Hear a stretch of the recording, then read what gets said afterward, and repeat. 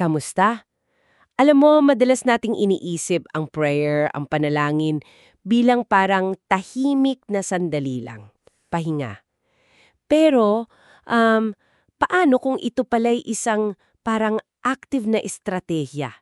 Lalo na pag may mga hamon ka sa trabaho mo o sa ministeryo. Based kasi dito sa mga pinag-usapan natin bago ito, tila may mas malalim na puwersa dito eh. Oo, tama ka dyan.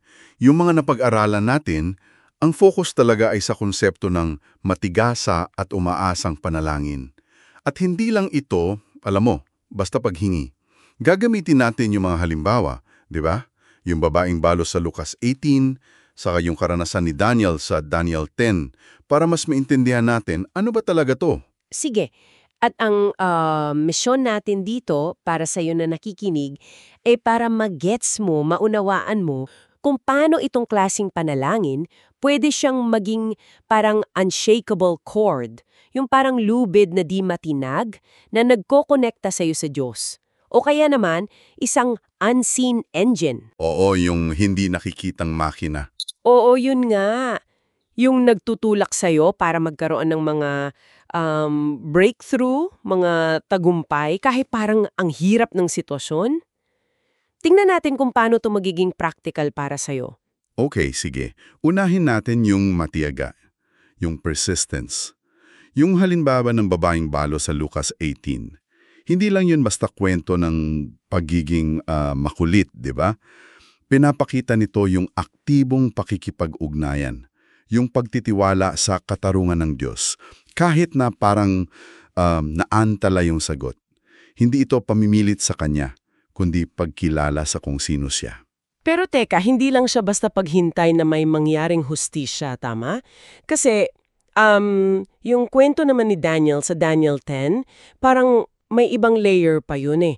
May espiritual na labanan na kasama. Yung anghel na delay ng 21 days dahil dun sa Prince of Persia.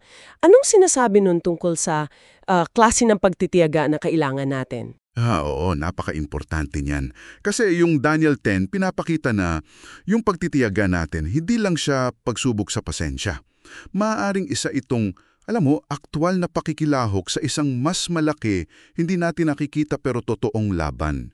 Kaya yung persistence dito, hindi lang basta, sige, pray ka lang ng pray. Kasama yung pag-unawa na, teka, may mga puwersang maaaring kumukontra, kaya kailangan yung paninindigan na hindi natitinag na nakaugat sa kanyang mga pangako. Okay. Malinaw yun. Ngayon, paano naman yung kasunod? Yung umasang panalangin, expectant prayer. Ano pinagkaiba nito sa basta umaasa ka lang? Yung parang wishful thinking. Magandang tanong yan. Kasi yung umaasang panalangin, kung titignan natin sa Hebrew 11:1, ito yung aktibong pagpapakita ng pananampalataya. Hindi lang siya simpleng pag-hope, kundi isang matibay na kumpiyansa na may gagawin ng Diyos. Hindi dahil sa gusto lang natin, kundi dahil naka-align yun sa kanyang karakter, sa kanyang mga sinabi na. Ito yung paghanda ng puso at isip mo. Parang yung magsasaka na binanggit mo kanina. Nagtatanim siya, umaasa siyang aani, pero hindi siya nakaupo lang. May ginagawa siya, naghahanda ng lupa, nag-aalaga. So, etong umaasang panalangin, may kasamang aksyon din sa side natin. Parang ganon. Oo, tama. At ang aksyon dito, magalas, ay yung pag-a-adjust, yung pag-ayon ng puso natin sa kalooban niya. Dito ngayon nabubuo yung sinasabi mong unshakable cord. Yung koneksyon na hinabi, kumbaga, ng kanyang mga pangako at ng desisyon nating manampalataya. Tapos, may isa pang konsepto dito yung pakikipagbuno, wrestling. Parang si Jacob. Teka, ano ang implikasyon yan sa panalangin? Hindi ba parang negative pakinggan yung wrestling? Parang away? Hindi naman sa ganon. Hindi laging negative.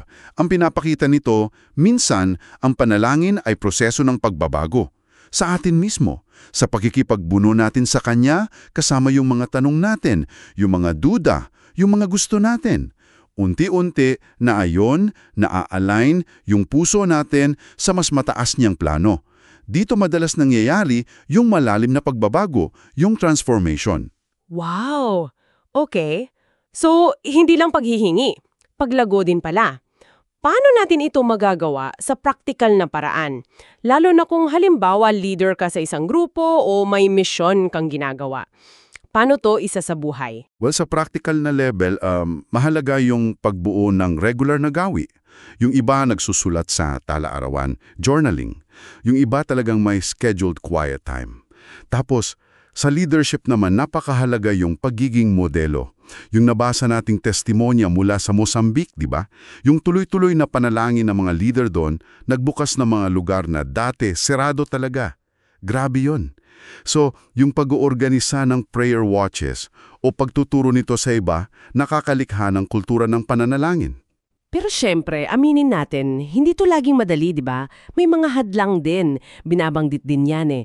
Ano ba yung mga karaniwang balakid na to? At gaano kahalaga na harapin natin sila? Oo, critical yan. Talagang mahalaga. Nariyan yung pagdududa. Sabi nga sa Santiago 1, parang alon ka lang na tinatangay. Walang patutunguhan. Tapos, yung sobrang busy na buhay. Kahit si Jesus nga, lumalayo siya para mananaling, di ba? Sa Lucas 5. Yung kawalan ng pagpapatawad sa Marcos 11. Minsan naman, hindi natin talaga magets yung kalooban ng Diyos, sabi sa 1:1:5. O kaya, simpleng panghihina na lang talaga ng loob, tulad nung sa Lucas 18. Ang sinasabi ng mga sources natin, hindi lang ito basta mga istorbo. Sila yung mga hadlang na kailangan nating aktibong tanggalin para maging mas epektibo ang panalangin. Okay, so para sa'yo na nakikinig, kung ibubuod natin itong matigas at umaasang panalangin, higit pa siya sa ritual lang. Ito nga yung tinatawag na unseen engine. Isang malakas na puwersa na pinapagana ng pananampalataya natin, ng pag-ayon natin sa Diyos at ng pagtitiis, isang tunay na pakikipagtulungan sa Kanya. Oo, eksakto. At yung pagyakap mo sa ganitong pananaw, baka mabago nito yung tingin mo sa mga hamon mo ngayon. Posible kasing may mga potensyal pa sa buhay mo, sa trabaho mo, sa ministeryo, na mabubuksan kapag ganito yung naging approach mo sa panalangin. Kaya, bilang panghuling iwan namin sa iyo para pag-isipan, saang aspeto kaya ng buhay mo o ng gawain mo ngayon, sa tingin mo, pinakakailangan mong subukan itong matigas at umaasang panalangin? O baka naman, meron bang isang particular na balakid sa mga nabanggit natin kanina na kailangan mong unang harapin para mas lumalim pa yung ugnayan mo sa Diyos? Pag-isipan mo yan.